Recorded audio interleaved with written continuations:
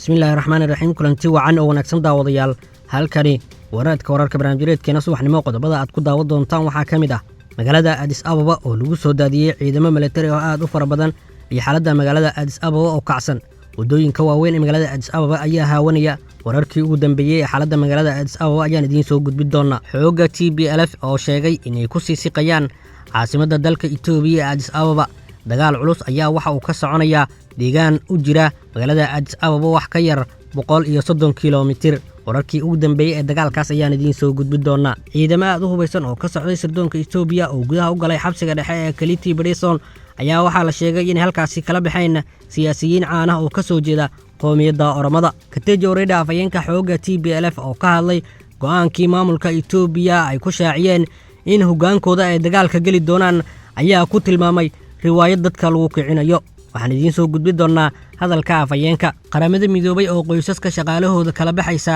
magaalada Addis Ababa qodobadaas iyo qodobo kale oo faahfaahsan ayaad goordhow daawadayaal daawan doontaan balse daawade waxaan kaa codsanaynaa inaad janaalkeena raadka wararka subscribe saartid muuqaalkana like saartid oo sii share garaysid gambaleelka furo si ay muuqaaladeena si degdeg ah kuugu soo gaaraan waa maalinimo Arbacada taariikhduna ay ku beegan tahay 24 bisha 11 sanadka 2021 kusoo dhawaada qodobadii aad daawateen oo dhameystiran magaalada Addis Ababa ee caasimadda dalka Itoobiya ayaa lagu soo daadiyey ciidamo aad u fara badan kuwa oo militari ah ciidamadan ayaana waxaa lagu arkayay wadooyinka waaweyn ee magaalada Addis Ababa sidoo kale ciidamada lagu soo daadiyey wadooyinka waaweyn ee magaalada Addis Ababa ayaa waxaa ka mid ah ciidamada ilaalada madaxtooyada Itoobiya ee Koofiya Casta waxaana cabsi xooggan ah ay ka jirtaa magaalada Addis Ababa xogaha kale ee la helayo ayaa waxay sheegayaan in laga cabsi qabo in afgambi ka dhaco magaalada Addis Ababa wadooyinka waaweyn ayaa haawanaya mana jiraan wax gaadiid ah oo maraya kaliya wadooyinka ayaa waxaa lagu arkayaa ciidamo militari ah oo aad u hubeysan baabuurta ciidamada oo raxan u socda ayaa waxaa lagu arkayaa wadooyinka waaweyn ee Addis Ababa arrintan ayaa la sheegay in looga gol leeyahay in laga hortago afgambi la sheegay in lala damacsan yahay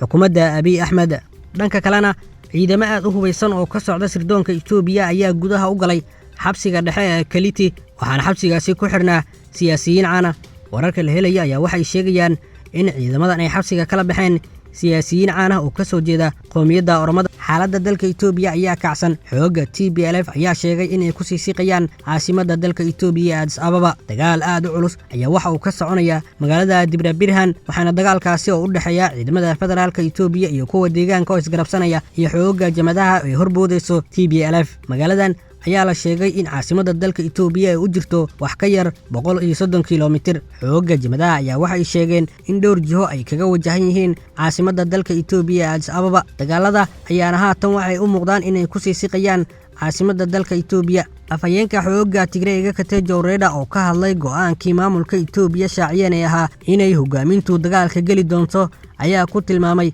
riwaayad dadka lagu kicinayo haddii hogaaminta xukuumadda Abiy Ahmed ay ka dhabeeyaan oo ay furmaha dagaalka yimaadaan waxaa noo fududaan doonta shaqadii ahayd in aan ka tallaabo qaadno oo aan sharciga la tiigsano ayuu yiri Katejo Reda oo ka hadlayay go'aankii dowladda dhexe ka soo baxay afayeenka Tigreega ayaa waxa uu sheegay in ay ka go'an tahay inay tallaabo ka qaadaan dadkii ka dambeeyay xasuuqii loo geystay qoomiyadda Tigreega ra'iisul wasaaraha dalka Itoobiya Abiy Ahmed ayaa waxa uu sheegay hadal u muuqday quus ra'iisul wasaaraha dalka Itoobiya Abiy Ahmed ayaa waxa uu sheegay inta magaca Itoobiyaanimadu dhiman lahayd in uu isaga ka xigo inuu dhinto dad badan ayaa waxay ku tilmaameen hadalkaasi mid muujinaya in ra'iisul wasaaraha dalka Itoobiya Abiy Ahmed oo quus ka taagan yahay dagaalada uu kula jiro xoogga jamadaha Abiy Ahmed ayaa waxa uu shacabka Itoobiya ugu baaqay in ay muujiyaan isku duubni waxa uuna sheegay in ay ka guuleysan doonaan cadawgooda ra'iisul wasaaraha Canada ayaa qadka taleefanka kula hadlay ra'iisul wasaaraha Itoobiya Abiy Ahmed waxa uuna u sheegay in baahi weyn loo qabo in la joojiyo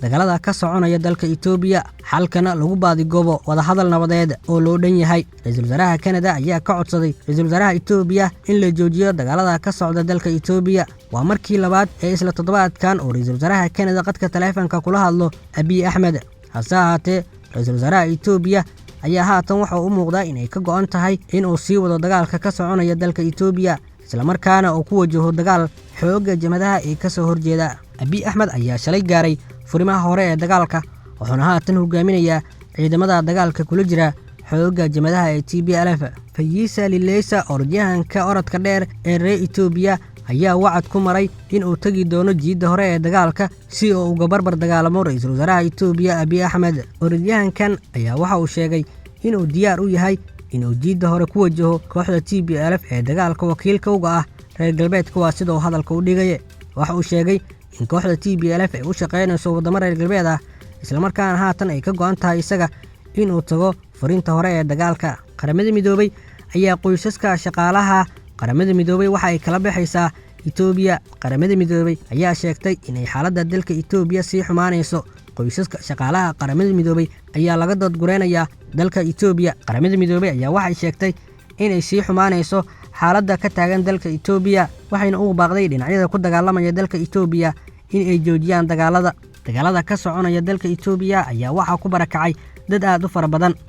Qaramada Midoobay ayaana sheegtay inay adag tahay in dadkaasi gargaar la gaarsiiyo. Ugu dambeyntiina Mareykanka ayaa guuto ciidan ah oo si gaar ah u tababaran waxa uu ka dejiyay saldhigga uu ku leeyahay dalka Djibouti. Sargaal sare oo u hadlay Mareykanka ayaa sheegay in ciidamadani ay gudaha u gali doonaan dalka Itoobiya haddii ay xaaladdu sii xumaato. Sida laga soo xigtay saraakiil sarsare oo Mareykan ah, ciidamadana ayaa waxa ay badbaadin doonaan shaqaalaha safaaradda Addis Ababa iyo muwaadiniinta kale ee Mareykanka ee weli ku sugan Addis Ababa. Dowladda Mareykanka ayaa ka digtay inay gudaha u galaan xoogga jamadaha caasimadda dalka Itoobiya Addis Ababa, waxayna sheegtay in xoogga jamadaha haddii ay gudaha u galaan Addis Ababa in ay ka dhalan karto dhibaato aad u xooggan.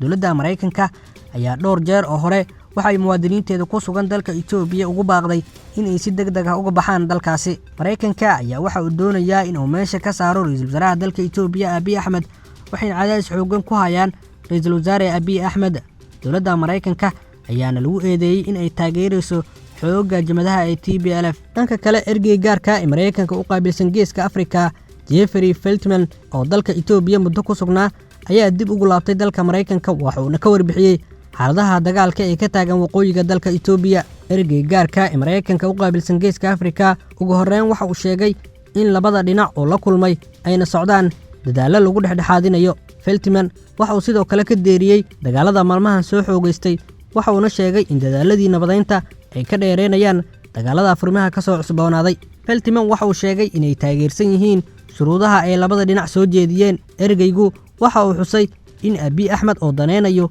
in TPLF ka baxdo deegaanada ay qabsatay kuna noqdaan gobolka Tigreega, halka kooxda TPLF ay doonayso inay ka gudbaan xayndaabka iyo cunqabateynta saaran. Feltman waxa uu sheegay in labadaas arrimood dhinacyada ay ka midaysan yihiin. Feltman waxa uu sidoo kale hoosta ka xariiqay inuusan dagaal xal u noqon karin xaaladda cakiran ee Itoobiya, waxa uuna xusay caqabadaha ku gadaaban suurtagalnimada in dowladda dhexe ilaa makala dagaal ku qabsato. waxa uu kaloo sheegay in labada dhinacba isku dayayaan inay awood ku hantaan yoolashooda iyaga oo mid kasta aaminsan in uu guul gaari karo. ergey gaarka ee Mareykanka u qaabilsan Geeska Afrika oo ka hadlayay mowqifkooda ku aadan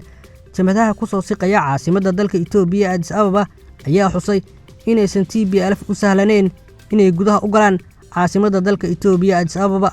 Feltman waxa uu sheegay inay arrintan ka wada hadleen xubno ka mid ah hogaaminta TPLF, waxa uuna sheegay in hogaaminta TPLF qaarkood dareensan yihiin mashaqada ka dhalan karta gelitaanka Addis Ababa. wuxuuna xusay in TPLF aysan daneyneyn in ay sabab u noqdaan